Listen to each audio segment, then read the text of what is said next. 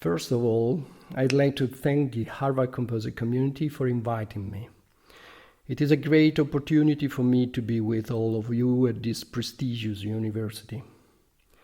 But I would also like to thank you because your invitation to discuss my work has proven to be precisely the incentive I needed to try to clarify for myself where I am musically and how I got here.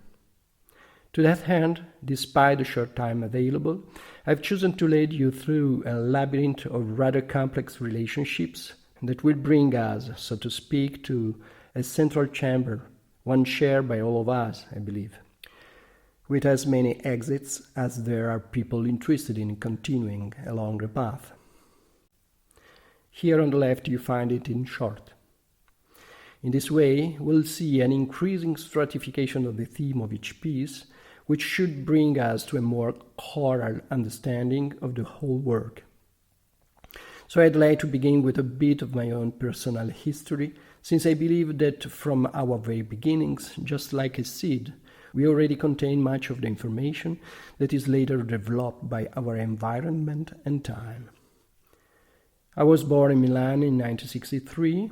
Both of my parents were music lovers who played violin and piano, so classical music was a daily presence in the house, one that I loved and suffered at the same time. I love it because it distanced me from the frequent fights in the family, and I suffered it because it was so alien to my school and friends and in general from my world outside the family. This meant that I studied violin and piano with little conviction, more attracted by the sound than by the technique. But when I discovered jazz and rock, I realized that music was something fully relevant and contemporary, and I began to take it more seriously. It was not until I was 17, though, when I happened to hear Boulet's Plis Selon Plis in concert, that I began to dedicate myself principally to music. I remember thinking, if it's still possible to write a piece with such a wide range, I want to write it myself. So, in fact, I began to study music seriously rather late, when I was already besotted with philosophy, literature, and poetry. As you can imagine, this cocktail of influences generated an atypical and predominantly autodidactic career. On the other hand, I studied composition at the Conservatory of Milano under Sandro Gorli, simultaneously attending workshops organized in those years by the Scuola Civica di Musica with many of the most influential living composers, including Ferniev, Grisey, Nunez, Reim, Xenax, to name just a few of those whose intense poetics inspired me most. From 1986 to now, I've written about 20 rather different works. Thinking back of them, however, a common thread became increasingly obvious to me. Let's try to follow it now. For greater clarity, I've divided the pieces into 3 groups, A, B, C, plus the present phase, identifying in each one the main thematic areas as regards the instruments, poetics, and composition. Given the time available, I prepared the listening in short fragments that inevitably cannot do the full piece justice. Nonetheless, it's my hope they could reveal in some way the overall compositional path. For anyone interested in pursuing this further, I will give Kaya a file with the complete audio and scores of the pieces I will be speaking about today.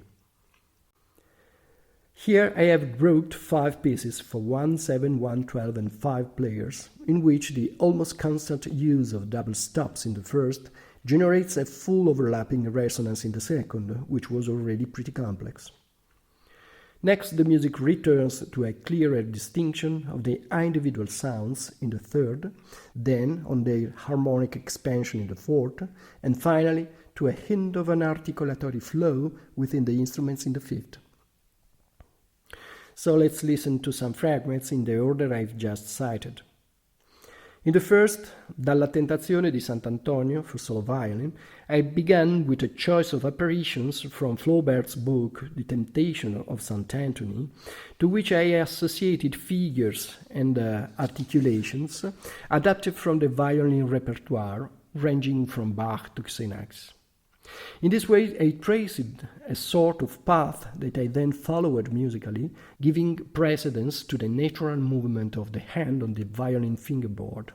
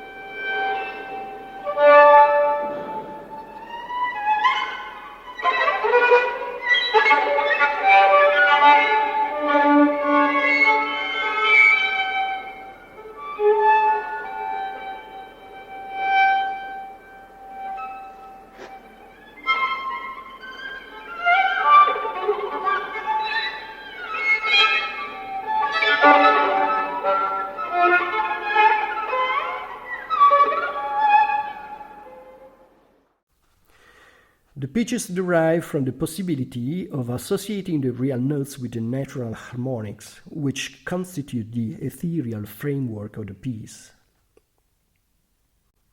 In the second, l'archipelago, the instruments become characters, with different and partially independent energetic life force. Formally, each section has its own lead instrument, which is introduced into a common metric line. One example should serve to clarify. The cello is an oracle whose initial prophecy contains all the elements later developed by the other instruments. For this reason, however, it exhausts its vitality before the others.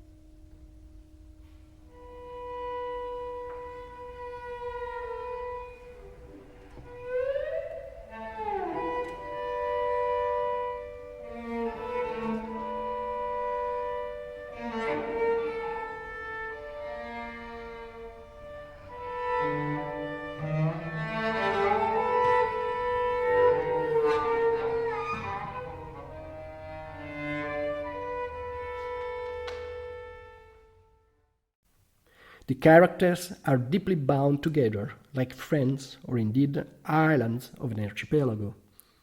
The title, in fact, is a reference to an elegy by Friedrich Hölderlin called The Archipel. The metric structure is modular, and the pitches, as before, emerge from the possible overlaying, natural harmonics and real notes, of the cello, and expand in the similar possibilities of the double bass.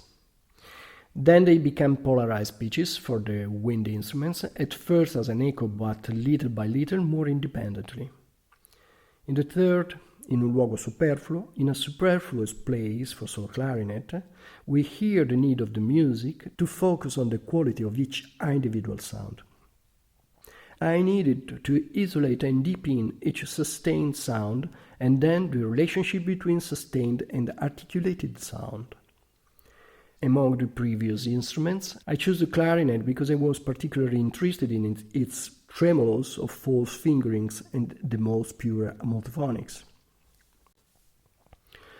From the instrumental characters of the archipelago emerges the practice of elaborating different lines of development as regards sounds, articulation, and the unity of pulsation, which occur in parallel times, interweaving throughout the piece.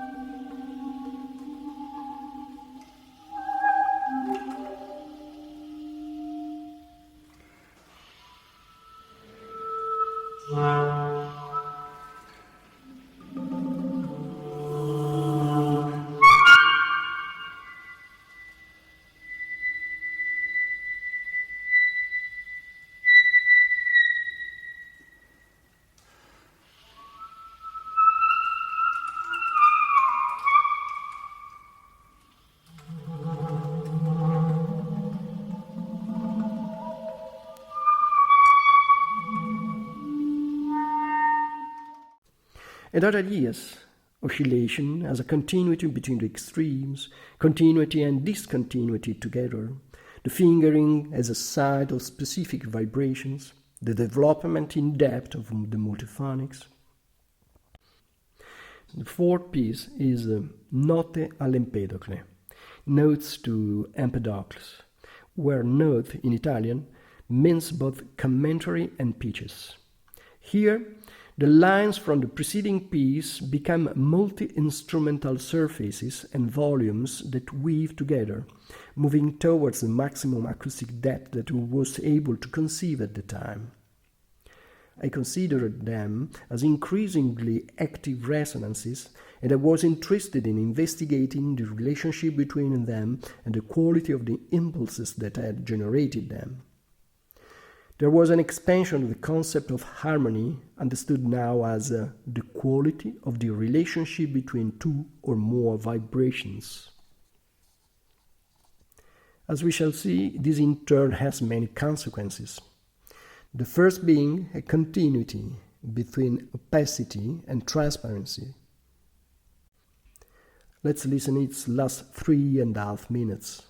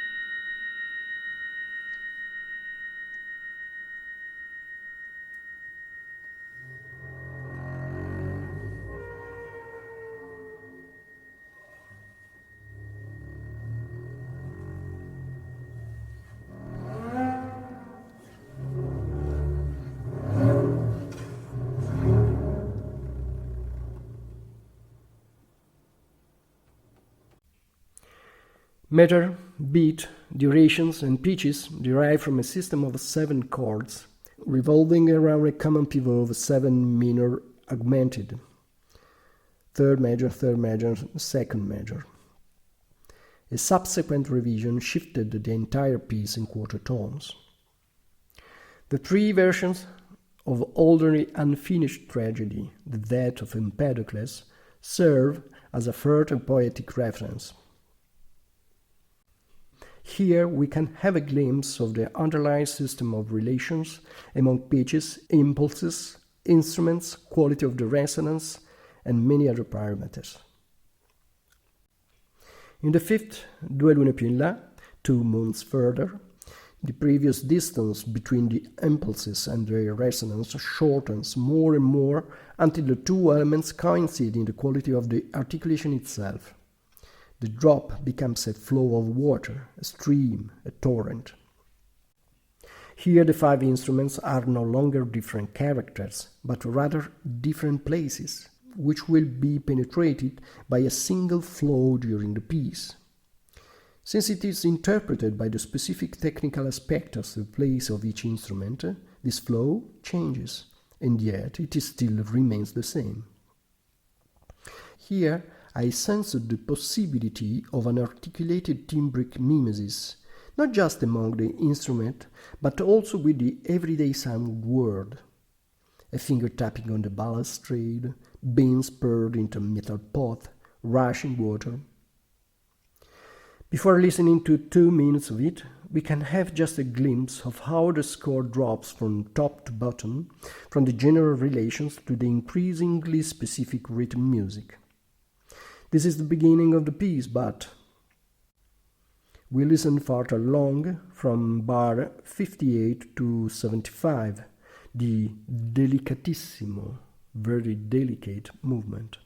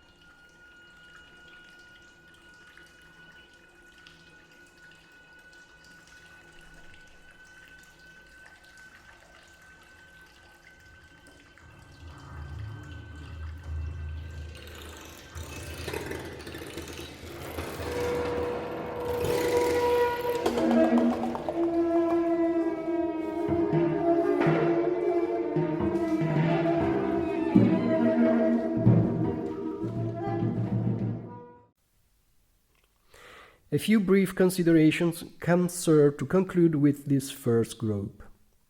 First of all these works have a certain fragility, which is characteristic, in other form, of the subsequent works as well, as we will see later.